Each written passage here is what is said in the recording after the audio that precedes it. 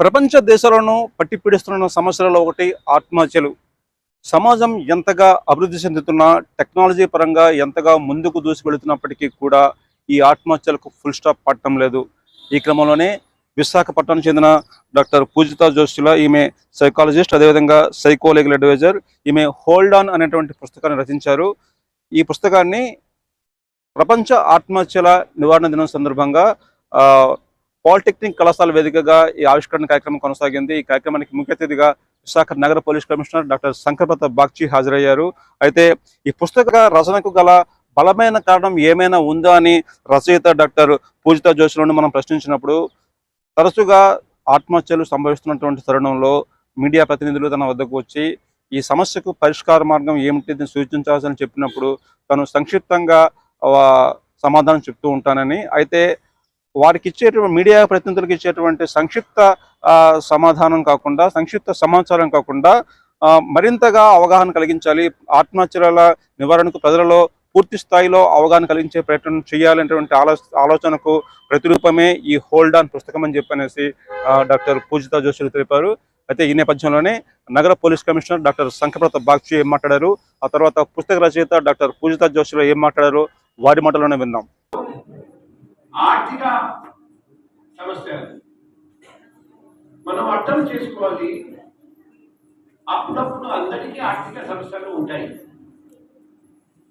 మనం కామ్గా ఉంటే, ప్రాపర్గా ప్రయత్నం చేస్తే, కృషి చేస్తే అది ఓవర్కమ్ చేసుకోవచ్చు. ఫ్యామిలీ సమస్యలు, హస్బెండ్ వైఫ్ గొడవ,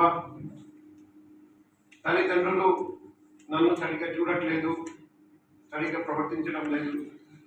సిమిలర్లీ ఫ్రెండ్స్తో గొడవ, నా మంచి ఫ్రెండ్ నాతో సరిగ్గా ఎప్పుడు మాట్లాడడం లేదు, దూరం చేశారు.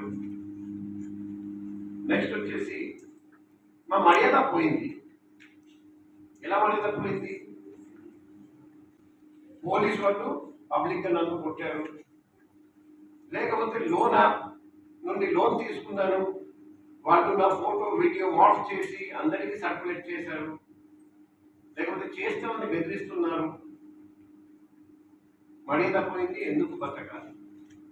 ఇంకొకటి వచ్చేసి నా ఒంట్లో బాగాలేదు, ఒక వ్యాధి ఉంది, నేను ఆ నొప్పి భరించలేకపోతున్నా, లేకపోతే నా చుట్టూ అందరూ అందంగా ఉన్నారు, నా ఫేస్ సరిగ్గా అది అందంగా లేదు, నాకు కొంచెం షేమ్ఫుల్గా అనిపిస్తుంది.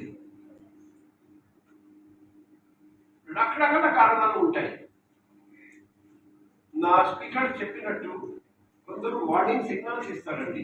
సడన్గా విత్డ్రా అవ్వడం, మాటలు చాలా మాట్లాడతారు, ఆ వ్యక్తి సడన్గా మాట్లాడడం లేదు.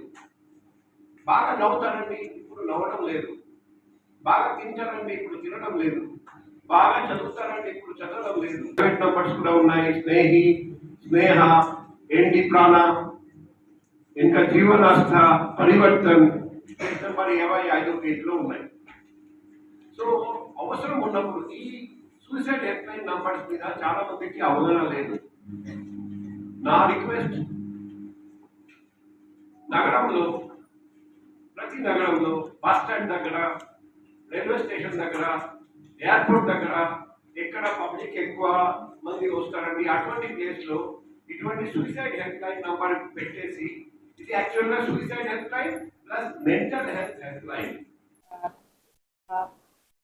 ఆత్మహత్య చేసుకునే ఆలోచన కానీ ఏదైనా ఉంటే మాత్రం ఈ క్వశ్చనర్ ఒకసారి చూస్తే అందులో మన అన్ని ఎస్ వస్తాయి, లేదా ఒకటో రెండో ఎస్ వస్తాయి, మెజారిటీ ఎస్ వస్తాయి. అండ్ ఇక్కడ 55 నెంబర్ పేజ్లో సూసైడ్ హెల్ప్ లైన్, ఇది నేను పర్సనల్గా నేను స్వయంగా ప్రతి వాళ్ళకి కాల్ చేసి చూసాను. వినాయక చవితి రోజు రాత్రి కూడా వీళ్ళు అవైలబుల్గా ఉన్నారు, ఫోన్స్ లిఫ్ట్ చేస్తున్నారు. కాబట్టి హెల్ప్ ఉంది, దయచేసి తీసుకోండి. ఎవరికైనా సూసైడ్ అనిపిస్తా, మీ ఫ్రెండ్స్ అనిపిస్తా, ఈ నెంబర్లు అనేవి చాలా ఇంపార్టెంట్. అందరూ ఫోన్ ఎత్తుతారు. దయచేసి there is so much of help, తీసుకోండి. ప్రతి బాధ అయితే పోతుంది, ప్రాబ్లం అయితే రేపు మర్చిపోతారు, పరువు అయితే 4 రోజులు, మీరు ఈరోజు హెడ్లైన్ అయితే రేపు ఇంకొక హెడ్లైన్స్ అవుతాయి. సో 2 నెలల్లో మ్యాక్సిమం మర్చిపోయేదానికి మీరు సూసైడ్ ఎందుకు చేసుకోవడం? ఈ బుక్ ప్రతి ఒక్కరు చదవండి దయచేసి. ఫస్ట్ 2000 ఇంచుమించుగా కాపీస్ దాకా ఈ పబ్లికేషన్ సూసైడ్ అనేది నివారించడానికి ఇది నా వైపు నుంచి చిన్న ఉడతా ప్రయత్నం నేను నా ఇదేంటంటే ఒక్క మనిషిని కానీ మనం కాపాడితే I think that is more than any best service.